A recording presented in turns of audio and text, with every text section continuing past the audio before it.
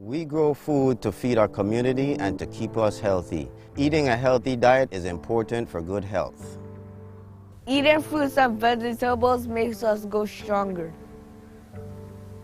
Eating healthy is easy. There is an abundance of locally grown produce and livestock you can enjoy. Your meal shall be colorful with lots of food like spinach, pumpkin, and tomato.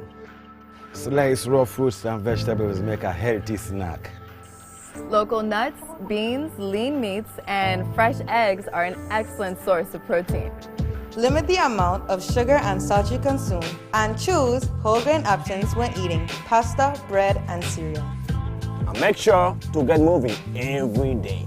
We can all help each other live healthier lifestyles. Support a local farmer today for fresh local food. This message was brought to you by the Virgin Islands Department of Health, Division of Chronic Disease Prevention, and the USVI Cancer Coalition.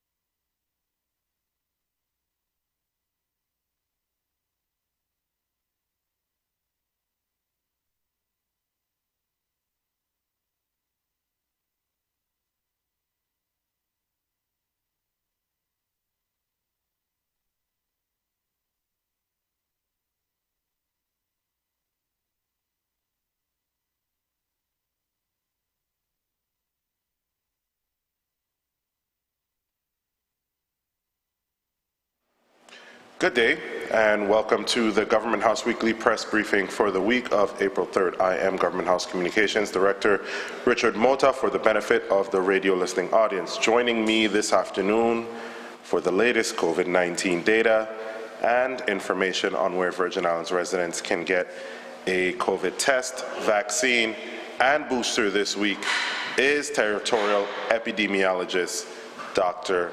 Esther Ellis. And so, without further ado, I will turn over this afternoon's briefing to Dr. Ellis at this time. Dr. Ellis? Thank you. Thank you, Director Mota, for the opportunity to update the public on behalf of Health Commissioner Justa Encarnacion. We are pleased to report that our COVID positivity rate is at 3.5%. Today, we have a total of 20 active cases territory-wide, 13 on St. Croix, 7 on St. Thomas, and 0 on St. John. And our hospitalizations territory-wide total 3. There is 1 hospitalization at the Juan F. Louis Hospital on St. Croix and 2 hospitalizations at the Schneider Regional Medical Center on St. Thomas. In observance of the Easter holidays, our offices and clinics territory-wide will close on Thursday and Friday, April 6th and 7th, and Monday, April 10th, and reopen for normal operations on Tuesday, April 11th. The VI Department of Health continues to provide the flu vaccine and the COVID vaccine to the community, free as long as supplies last. The bivalent vaccine is the best protection against COVID-19, and everyone aged 6 months or older can become vaccinated and boosted.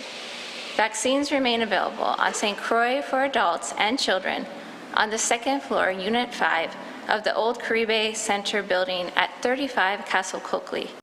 The vaccine clinics are open from 9 a.m. to 3 p.m. No appointments are necessary for vaccines. For more information, please call the Community Health Clinic or the Maternal and Child Health at 340-718-1311.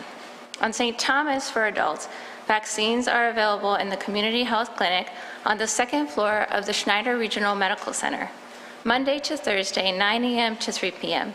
No appointment necessary. For the flu vaccine, please call 340-774-7477 to arrange an appointment. For children, vaccines are available at the Maternal and Child Health Clinic. Appointments can be made by calling 777-8804, extension 2600. On St. John, vaccines are available at the Vipa Gravel Lot on Wednesdays between 1 and 4 p.m. For testing, if you are ill, please get tested. If you test negative on a home kit and continue to feel ill, seek a confirmation test at a local provider or laboratory. Anyone testing positive on confirmation at a provider or laboratory qualifies for antiviral medication that can lessen the severity of the illness, possibly shorten its duration, and avert hospitalization. National Public Health Week begins Friday, April 9th, with the theme Celebrating and Centering on Cultures in Health. As part of Public Health Week, the VI Department of Health will hold the following activities. On St. Thomas this week, the DOH team will do door-to-door neighborhood outreach at the Virgin Islands Housing Authority communities. Activities with DOH programs participating in outreach include communicable diseases, health disparities, chronic disease, behavioral health, and maternal and child health, family and planning, as well as epidemiology. Also on St. Thomas, the DOH Family Fun Day with a health twist will be held from 10 a.m. to 3 p.m. on Thursday, April 6th, at the Roy Lester Schneider Hospital front parking lot. The Fun Day will feature health education, physical activity, nutrition, and an Easter egg hunt, live entertainment, and bounce houses. Finally, today, the DOH team on St. Croix is holding an outreach event at Sunny Isles Amphitheater that will include health screenings and health education. We hope to see you there. Thank you. Back to you, Director Mota. Thank you, Dr. Ellis. Governor Bryan is on his way back to the territory after 2 very successful weeks of meetings in New York and Taiwan, where Governor Bryan met with the mayor of New York, Wall Street executives, and high-level Taiwanese government officials, and key private sector stakeholders to create strategic collaborative partnerships and attract business between the USVI New York and Taiwan. A key highlight of the governor's visit was the opening and establishment of the first Invest USVI Trade and Investment Office in Taiwan to attract foreign direct investments, or FDIs, into the USVI from Taiwan and the Asia-Pacific region. The Invest USVI office will be a public-private partnership unit for the USVI government and private sectors. In the spirit of collaboration, the Taiwanese government will provide subsidies to help support the Invest USVI Trade and Investment Office operation in Taipei, which is the capital of Taiwan. Before returning to the territory, Governor Bryan will meet with the executive leadership of Beam Suntory Inc., who owns Cruise and Rum, about the company's plan for its future operations in the territory, and more importantly, the territory's efforts to lobby for a permanent change in the rum cover over excise tax. This meeting follows a similar meeting held last week with the executive team at Diageo as well. These meetings follow follow-up efforts to other successful lobbying efforts by the administration in Washington, like the 83% FMAP, or otherwise known as the Federal Medicaid Assistance Percentage, which has resulted in increased access to health care for Virgin Islanders who would otherwise go without health care, and the reimbursement of the earned income tax credit that now afford the more Virgin Islands families with tax benefits, and ultimately saving the government of the Virgin Islands hundreds of millions of dollars.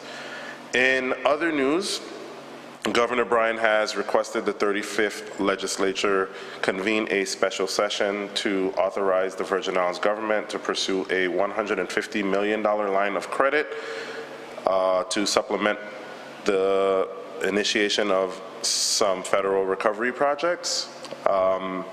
As many of you know, the Virgin Islands government has to meet a match requirement with the federal government to initiate these projects or unblock the project funding to the tune of 10%. With a now $12 billion recovery, that accounts for about $1 billion in local match funds to get many of these recovery projects off the ground and to completion. The Governor and Delegate Plaskett continue to make headway convincing Congress and the White House that the match requirement is counterproductive to their goals in the Build Back Better Act, and while the larger recovery projects worked on by some of the larger contractors are moving along, the smaller projects taken on by our smaller contractors lag. This funding is intended to assist them in particular with bonding capacity and in effect help the government of the Virgin Islands move some of those smaller and very important recovery projects along. In closing this afternoon, I want to wish all of you a happy Holy Week and a safe Easter weekend. And as it is the tradition of many Virgin Islanders to take to the beaches for camping during the Easter weekend and during Holy Week, we want to provide you with some safety tips from the Virgin Islands Fire and Emergency Medical Services, as well as the Virgin Islands Territorial Emergency Management Agency. And so, with respect to bonfires, all bonfires must have a valid permit by the Department of Planning and Natural Resources and the Virgin Islands Fire and Emergency Medical Services Prevention Unit. The permit must be available on site, so if you have a permit, make sure you have that on you, in your person, if you plan on erecting or lighting a bonfire anytime this weekend at your campsite.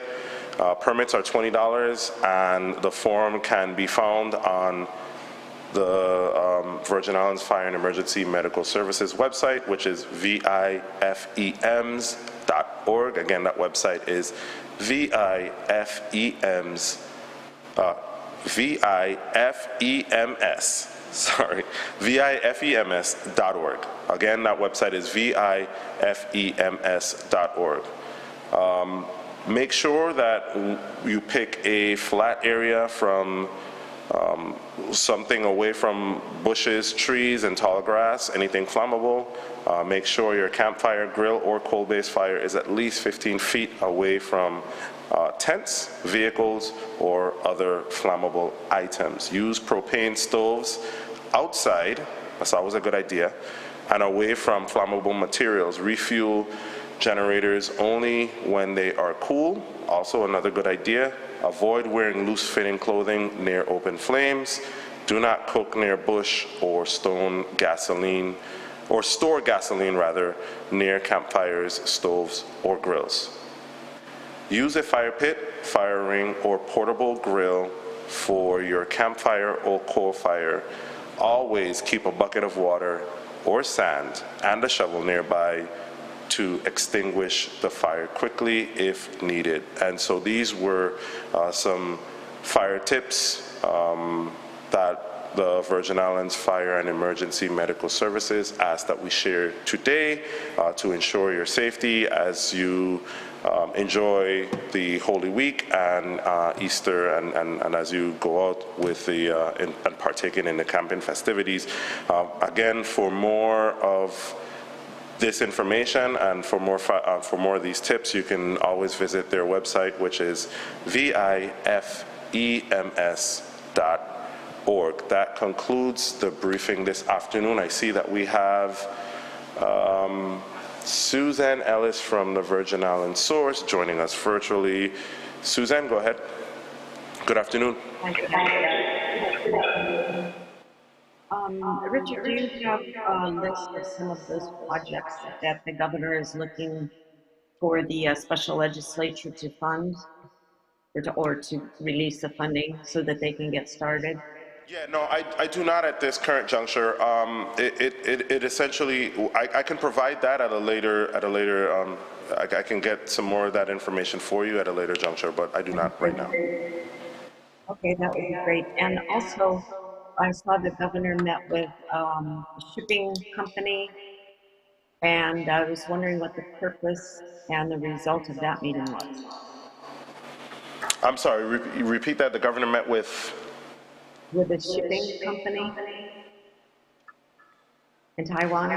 Oh, yeah. As I mentioned, so the governor has been, essentially a series of meetings between New York and Taiwan, all geared towards opening, economic opportunities between the territory and New York specifically, and also exploring other economic development opportunities in the Asia-Pacific region. And so generally all of those meetings that the governor have had fall under that banner.